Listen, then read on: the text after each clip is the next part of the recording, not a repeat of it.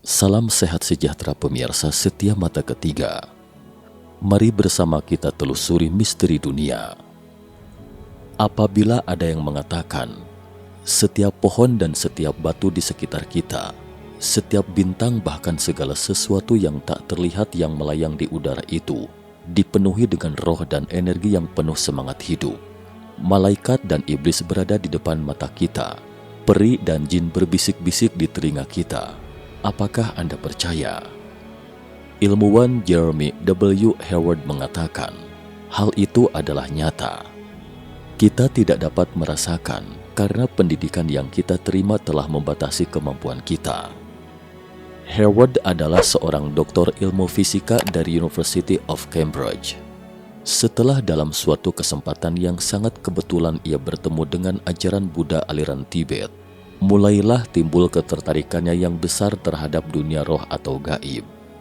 Untuk itu, dia mulai mendalami ilmu biologi molekuler, membangun sekolah pelatihan meditasi bagi para umat Buddha, juga bekerja sama dengan Princeton Engineering Anomalies Research Lab bersama-sama meneliti kemampuan supranatural. Pada 1997, Howard berbagi kepada umum hasil penelitiannya selama bertahun-tahun dengan bentuk surat kepada putrinya. Inilah buku yang akan kami perkenalkan dalam kesempatan ini, yakni Letters to Vanessa, Surat untuk Vanessa. Dalam buku itu Howard mengatakan, ketika masih anak-anak, kita menggunakan jiwa untuk merasakan dunia ini. Waktu itu kita merasa segala sesuatu di sekeliling kita adalah hidup. Pada malam ketika bulan bersinar terang dan bintang hanya bersinar redup, ia membawa putri ciliknya pulang. Gadis kecil itu berkata, "Bulan pulang bersama kita ke rumah." Pohon besar di depan rumah telah ditebang. Gadis kecil menangis sedih dan berteriak melengking. "Mereka telah terluka, teman-temanku." Pada waktu itu, kita hidup di suatu dunia rohani. Tak lama kemudian kita bersekolah. Pada saat itu, kita mulai terbiasa merasakan dunia ini dengan jasmani atau tubuh, konkretnya. Kita mulai percaya dengan apa yang terlihat oleh mata kita. Di saat yang sama, guru di sekolah pun mendidik kita dengan mengatakan, dunia ini terbentuk dari materi. Kita yang masih anak-anak menerima sepenuhnya, dan sejak saat itu pula, kita telah memasuki suatu dunia yang tidak bernyawa. Yang terlihat mata adalah nyata. Lalu, apakah mata kita benar-benar dapat diandalkan? Howard mengatakan, belum tentu. Lalu dia pun mengemukakan dua contoh yang sangat menarik. Dulu ketika Charles Darwin menumpang kapal layar raksasa HMS Beagle, melakukan pelayaran keliling dunia, dan dengan rinci telah mencatat segala sesuatu yang ditemuinya. Di antaranya ada satu hal yang cukup menarik. Pada suatu hari, kapal layar mereka kandas di sebuah pulau kecil. Para pelaut mendayung perahu kecil menuju pulau untuk memasok logistik. Kepada penduduk primitif di pulau itu mereka menjelaskan, "Kami datang dengan sebuah kapal layar yang besar. Kalian lihat, itu kapalnya." Di arah jari menunjuk, hanya terlihat sebuah sosok hitam kecil yang kabur pada garis horizon. Tapi penduduk asli itu menggelengkan kepala dan menggerutu. Tidak ada kapal apapun. Mungkin karena tidak pernah mengalami perjalanan jauh dengan kapal besar. Mereka sama sekali tidak mampu mengasosiasikan sosok hitam sebesar telapak tangan itu dengan wujud sebuah kapal besar. Maka itu mereka bersikeras mengatakan, mereka tidak melihat adanya kapal. Contoh lainnya adalah sebuah uji coba dengan kartu poker yang didesain oleh pakar psikologi Harvard University, yakni Jerome Bruner. Bruner meminta para muridnya melihat kartu poker yang bergerak bolak-balik lewat sebuah pipa. Seperti pada masa anak-anak kita melihat lewat sebuah kaleidoskop. Dalam uji coba tersebut, Bruner menggunakan dua set kartu. Set pertama adalah kartu poker normal. Sedangkan set kedua adalah kartu sulap dengan warna yang terbalik, yakni simbol hati dan lupis merah diganti menjadi warna hitam. Simbol sekop dan keriting dicatat menjadi merah. Lalu dia bertanya pada para muridnya, kartu apa yang mereka lihat? Para muridnya rata-rata sangat sulit membedakan antara kartu sulap dengan kartu normal. Walaupun ada yang bisa membedakannya, juga akan menggunakan berbagai alasan meyakinkan dirinya tidak salah melihat kartu. Contohnya, seorang murid bersikeras kartu merah sekop hitam 6 yang dilihatnya adalah kartu normal. Mengenai bagaimana sekop hitam berubah menjadi sekop merah, dia merasa karena di dalam pipa itu terdapat garis cahaya merah, jadi membuat sekop hitam terlihat merah. Kedengarannya suatu penjelasan yang cukup baik, bukan? Sayangnya faktanya tidak demikian. Hayward mengatakan, banyak uji coba lainnya juga membuktikan fakta yang sama, yaitu orang biasanya tidak akan melihat hal-hal yang tidak mereka percayai. Ini mungkin bisa menjelaskan masalah yang sudah lama mengusik kita semua, yakni mengapa pada era atau kawasan di mana masyarakatnya pada umumnya percaya pada Tuhan, masyarakat dengan mudah dapat menyaksikan mukjizat. Sedangkan pada era atau di kawasan yang masyarakatnya pada umumnya tidak percaya pada Tuhan, seperti masa sekarang ini, kita sangat sulit melihat terjadinya mukjizat. Mukjizat itu mungkin selalu eksis, selalu ada. Hanya saja mata kita yang memilih untuk melihat atau tidak melihatnya. Jin dan peri. Kemudian Hayward menjelaskan Eropa di abad pertengahan. Waktu itu selain agama Kristen, ilmu alkimia juga sangat populer. Di antara beberapa mantra dalam alkimia yang dipuja, yang disebut yang di atas, begitu juga di bawah, as above so below. Bukankah cukup membingungkan? Tetapi menurut penjelasan Hayward, sebenarnya cukup sederhana, yakni hal apapun yang ada di dunia, surga akan terefleksi juga di bumi. Segala sesuatu yang ada di dunia manusia ini, di baliknya selalu mengandung sifat ilahi.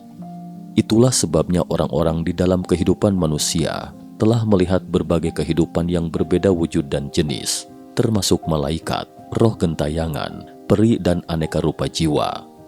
Tidak hanya telah melihatnya, mereka juga memiliki interaksi yang sangat baik.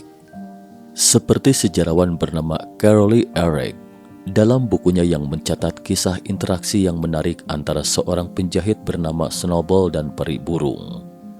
Pada suatu malam Snowball menunggang kudanya pulang ke rumah. Ia melihat seekor burung gagak terbang memutar di atas kepalanya, lalu sekonyong-konyong menukik dan jatuh di atas tanah di depannya. Sepertinya kondisinya sudah sekarat. Namun Snowball melihat secercah sinar memancar keluar dari tubuh gagak itu. Ia merasa dirinya telah bertemu dengan sesosok jin, maka ia pun segera berdoa, "Ya Tuhan, lindungilah hamba-Mu ini agar terbebas dari bencana." Tapi jin itu juga tidak melakukan apapun terhadapnya, hanya kemudian mengikutinya lagi sebanyak 2 kali. Tatkala itu Snowball merasakan jin itu tidak berniat jahat, sebaliknya sepertinya sangat membutuhkan bantuan darinya. Ternyata benar, jin itu memberitahunya dia pernah hidup dengan wujud manusia, dan waktu itu karena melakukan suatu kesalahan, sehingga harus dibelenggu di alam yang sangat tidak bersahabat. Dia butuh pendeta manusia untuk mengampuni kesalahannya agar bisa dibebaskan. Snowball mengatakan, "Baiklah, aku akan membantumu." Kemudian Snowball mendadak jatuh sakit. Setelah beberapa hari terbaring, dengan susah payah ia pergi menemui pendeta. Tidak ada yang tahu apa yang dibicarakan antara Snowball dengan sang pendeta. Tapi Snowball mengatakan, jin akhirnya telah terbebaskan. Sebagai imbalannya, jin itu memberitahu hal-hal tentang masa depan Snowball. Pada abad pertengahan, kisah seperti ini sangat banyak. Hingga pada zaman modern sekarang ini, kisah semacam ini semakin berkurang, tapi juga bukannya tidak ada.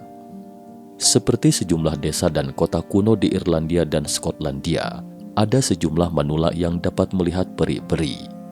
Pada awal era 1900-an, seorang antropolog AS bernama Walter Yelling Evans Wentz secara khusus mengunjungi mereka.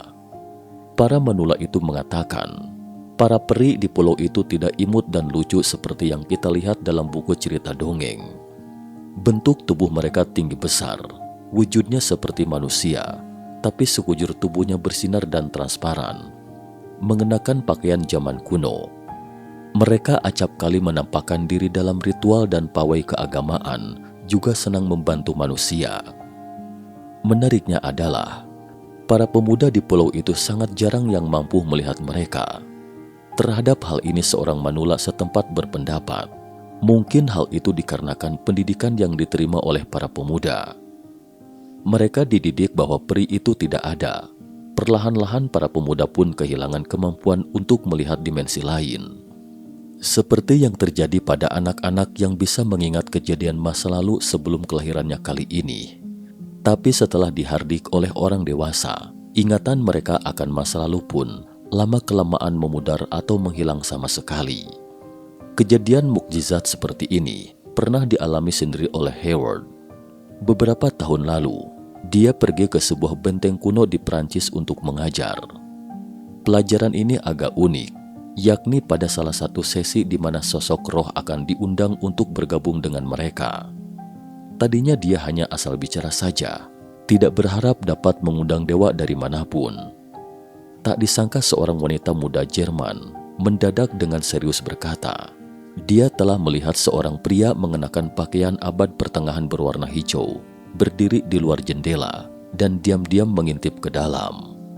Dia tahu pria itu bukan jenis manusia, karena sejak kecil dia bisa melihat makhluk seperti itu.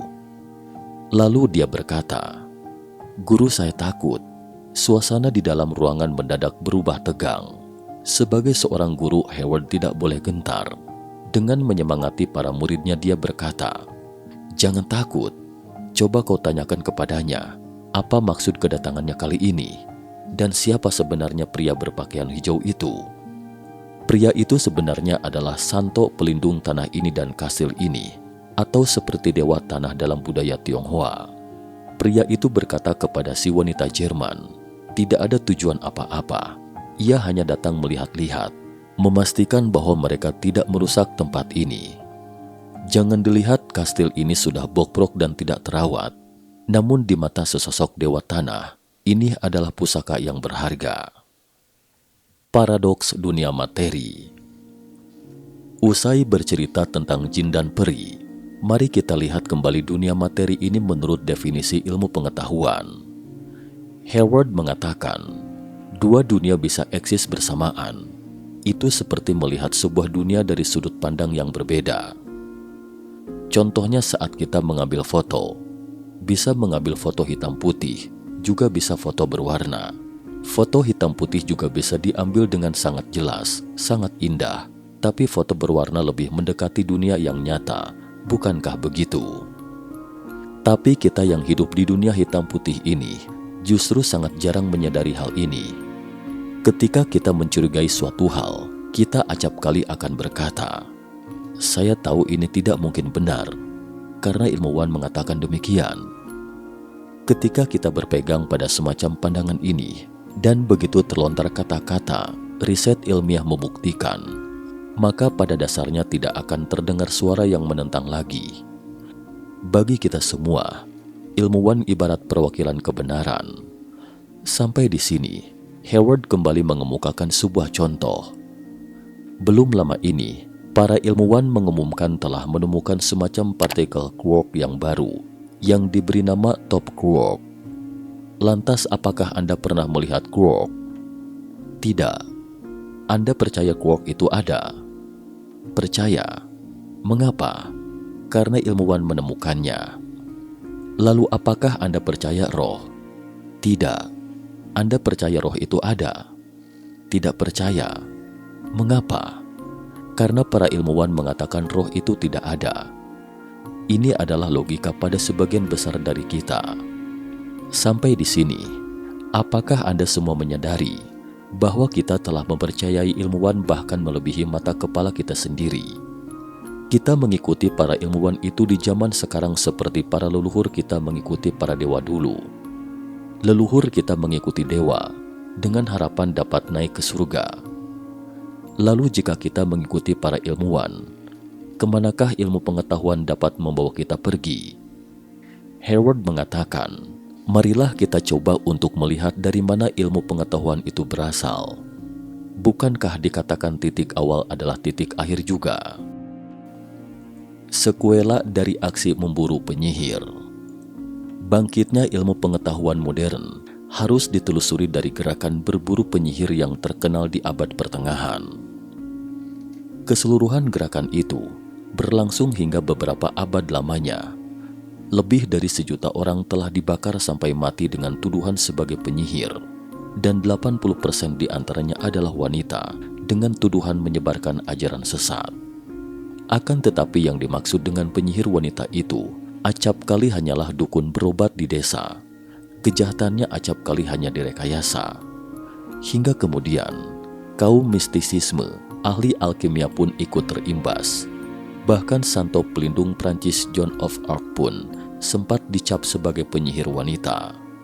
Perlahan masyarakat menyadari, semua ini sepertinya tidak ada kaitannya dengan kebenaran, hanya ada sangkut pautnya dengan kekuasaan. Gereja di saat itu menganggap dirinya adalah satu-satunya juru bicara dari Tuhan, jadi semua perwakilan yang lainnya harus dimusnahkan. Setelah memahami hal ini, masyarakat tidak lagi bersedia mengikuti gereja. Pada saat itulah, kelas menengah mulai bangkit dan kantong mereka berduit. Masyarakat mulai menyadari dengan mengendalikan kondisi alam, mereka bisa menciptakan lingkungan yang nyaman bagi dirinya sendiri dan tidak perlu menunggu sampai kehidupan setelah kematian seperti yang dijanjikan oleh gereja. Maka ilmu pengetahuan pun mulai muncul dengan tujuan membantu kehidupan masyarakat di dunia, yaitu dunia materi seperti yang didefinisikan ilmu pengetahuan untuk memenuhi rasa dahaga manusia yang paling besar. Lalu apakah kepuasan secara materi dapat membuat manusia hidup dengan kebahagiaan ibarat di surga? Anda bisa melihat video sebelumnya yang berjudul eksperimen paling mengerikan dalam sejarah, penciptaan surga bagi para tikus yang berujung petaka. Setelah penjelasan tentang adanya peri dan jin di dunia nyata, serta Eropa pada abad pertengahan dan asal-usul ilmu pengetahuan modern, kita akan mengungkap konten yang lebih menarik lagi, dijamin akan semakin membuka wawasan Anda. Efek kupu-kupu. Musim panas yang sudah berlalu, bisa dibilang semua orang merasa tidak nyaman, bukan? Baru saja pandemi mereda, suhu tinggi dan bencana kekeringan pun melanda. Dalam siaran berita, yang diperlihatkan kebanyakan adalah tanah luas yang retak serta wajah masyarakat yang bersedih. Ada orang lantas bertanya-tanya, ilmu pengetahuan sekarang begitu majunya, luar angkasa pun bisa ditempuh dengan mudah. Mengapa masalah iklim ini masih begitu sulit dikendalikan? Bukankah teknologi hujan buatan sekarang sudah sangat canggih? Tapi teknologi itu mutlak membutuhkan awan di langit. Dengan kondisi langit cerah tak berawan sama sekali, ibarat ibu yang bijak sekalipun tidak akan mampu mengatasi masalah isi perut bila tidak ada beras di rumah. Seketika itu, para ahli meteorologi pun tampil ke depan. Mereka mengatakan, pernahkah kalian mendengar istilah efek kupu-kupu? Penelitian menunjukkan seekor kupu-kupu mengepakkan sayapnya di Brasilia, maka mungkin saja dapat mengakibatkan angin puting beliung di Texas pada bulan berikutnya. Walaupun kesimpulan ini berasal dari hasil simulasi komputer pada 1961, tapi hal ini tidak menghalangi kalangan ilmuwan untuk menerima efek kupu-kupu ini secara luas, karena teori ini telah menambal suatu kekosongan pada ilmu pengetahuan. Setidaknya secara teori, ia dapat menjelaskan fenomena alam yang tidak bisa ditelusuri polanya. Atas dasar ini, kemudian dikembangkanlah teori kekacauan, Chaos Theory Red. Anda lihat ekosistem pada bumi ini adalah suatu sistem yang sangat tidak stabil, atau peristiwa kecil saja dapat menimbulkan dampak yang begitu besar. Jadi iklim yang tidak dapat diprediksi adalah kewajaran. Dengan sendirinya, kita pun tidak mampu mencegah bencana alam itu, seperti misalnya tsunami di Aceh dan Jepang dan kekeringan tahun ini. Namun dalam bukunya, Hayward telah menjelaskan suatu fenomena memanggil hujan yang sangat aneh. Seorang tetua dari salah satu suku penduduk asli Meksiko, Huaycoles, yang bernama Don Jos Matsua, pernah menjelaskan proses bagaimana mendatangkan hujan ketika matahari membakar bumi. Matsua meninggal dunia pada 1950, tutup usia pada 110 tahun. seumur hidupnya dipenuhi dengan legenda. Di saat menjelaskan proses pemanggilan hujan, ia mengatakan, waktu itu mereka melakukan sebuah ritual pemberkatan. Sepanjang ritual tersebut dia terus berdoa dengan sepenuh hati, serta memancarkan cinta kasih kelima penjuru timur, barat, utara, selatan, dan tengah, menyelaraskan kembali dirinya dengan lingkungan, membuatnya kembali seimbang. Lalu awan pun mulai berkumpul, dan dalam beberapa jam kemudian, hujan lebat pun turun dengan derasnya. Matsuwa mengatakan cinta kasihlah yang telah mendatangkan hujan itu. Akan tetapi, Anda mungkin akan berkata, bukankah ini adalah suatu kebetulan? Hayward mengatakan, bila gerakan kecil dari sayap kupu-kupu saja bisa menimbulkan angin puting beliung di tempat yang jauhnya ribuan kilometer, lalu mengapa doa dan nyanyian semacam itu tidak dapat mendatangkan hujan yang lebat? Bukankah prinsipnya sama saja? Lalu Hayward pun mengeluarkan sebuah kisah meminta hujan yang berasal dari dunia timur. Kisah tersebut diceritakan oleh ahli sinologi berasal dari Jerman, yakni Richard Wilhelm, kepada pakar psikologi terkenal yang bernama Carl Jung. Pada awal abad lalu, Wilhelm pernah menetap di Tiongkok selama 2 dasawarsa. Selama itu ia kerap bepergian ke seluruh pelosok negeri. Suatu ketika, ia tiba di Jiaochou, provinsi Santong. Waktu itu Jiaochou sedang dilanda kekeringan parah dan telah menelan banyak korban jiwa. Penduduk desa mencari berbagai cara. Lalu sebuah gunung tak jauh dari daerah mereka berhasil memohon seorang pintar untuk meminta hujan bagi desa mereka. Wilhelm melihat orang pintar itu adalah seorang tua berjenggot abu-abu. Masyarakat menandu orang pintar itu ke sebuah gubuk kayu di luar desa, lalu meninggalkannya di sana.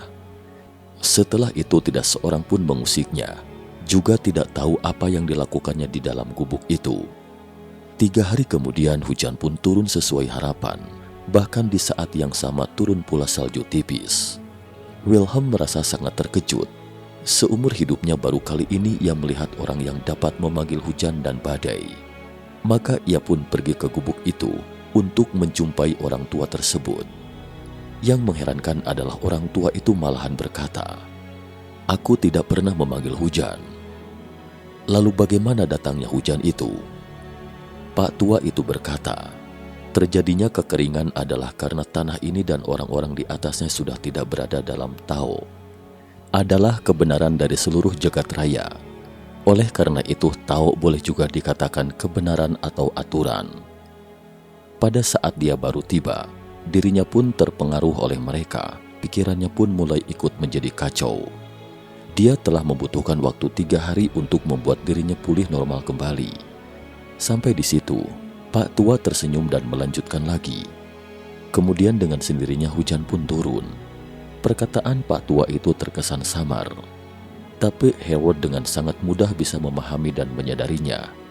Inilah yang disebut dengan istilah langit dan manusia menyatu dalam pemikiran Tiongkok. Manusia dan alam adalah satu kesatuan yang utuh. Maka dari itu untuk menyelesaikan akar permasalahan lingkungan dan alam bersumber pada meluruskan diri sendiri.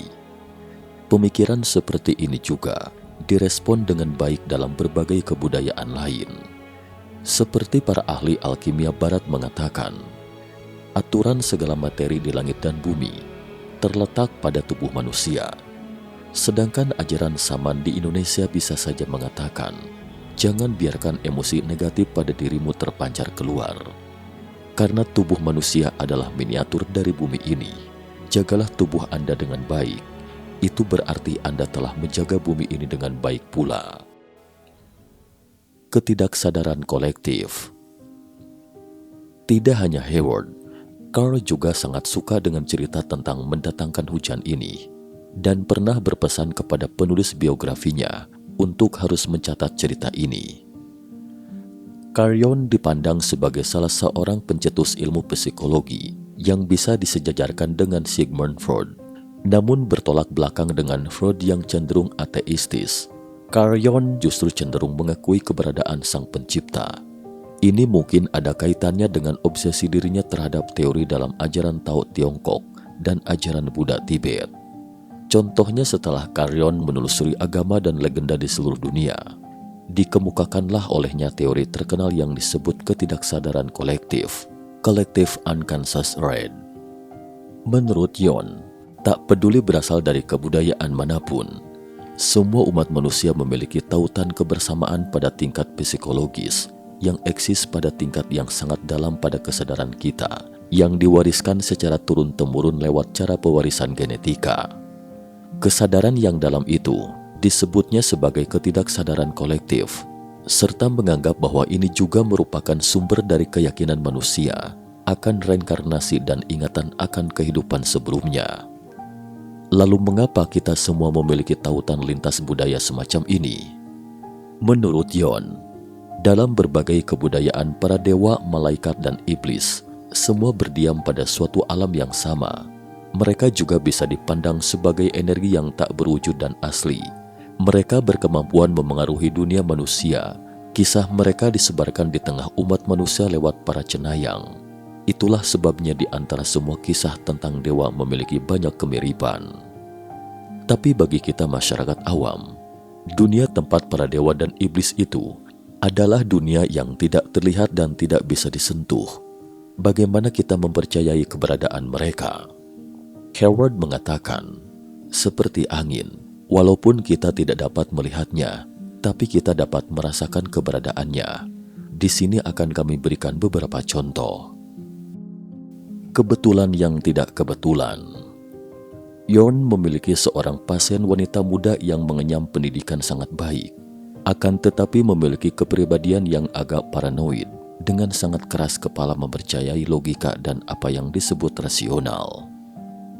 Hari itu wanita itu berkata padanya, malam sebelumnya dia bermimpi melihat sebuah bros yang berbentuk kumbang. Dia meminta Yon untuk menjelaskan makna mimpinya. Baru saja dikatakan, dari jendela terdengar suara benturan tak tak tak tak. Yon berdiri membuka jendela dan menangkap seekor serangga. Setelah diamati, diletakkannya di tangan wanita itu dan berkata, inilah kumbang Anda. Melihat kumbang berwarna coklat keemasan di tangannya, si wanita itu tercengang karena nyaris sama dengan kumbang di dalam mimpinya. Serangga menakjubkan itu telah meruntuhkan emosi perlawanan dalam pemikiran wanita itu, juga telah membuka simpul di hatinya. Penyakitnya dengan cepat dapat disembuhkan. Seorang kolega Yon yang bernama Nyonya Mary Louise von Franz juga pernah mengalami suatu kejadian. Hari itu di sebuah toko dia menaksir gaun berwarna biru. Lalu dimintanya pegawai toko itu membungkus dan mengirimkannya. Tapi 3 hari kemudian yang diterimanya adalah gaun berwarna hitam. Hati Mary Louise sungguh tidak nyaman.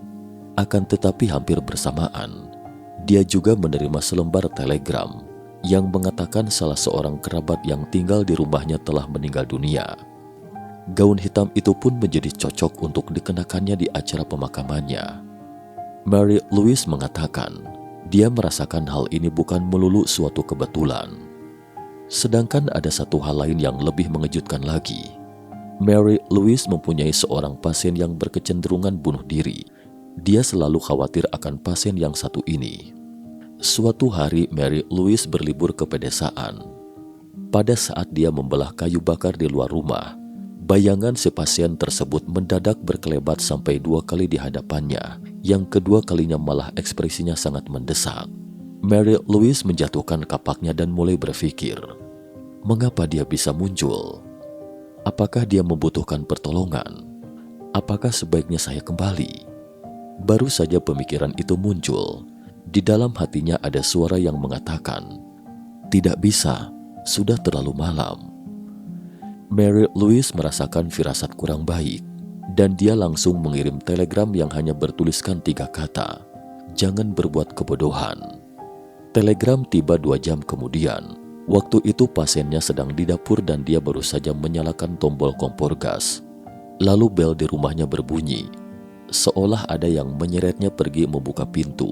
Telegram itu diterimanya dari kurir.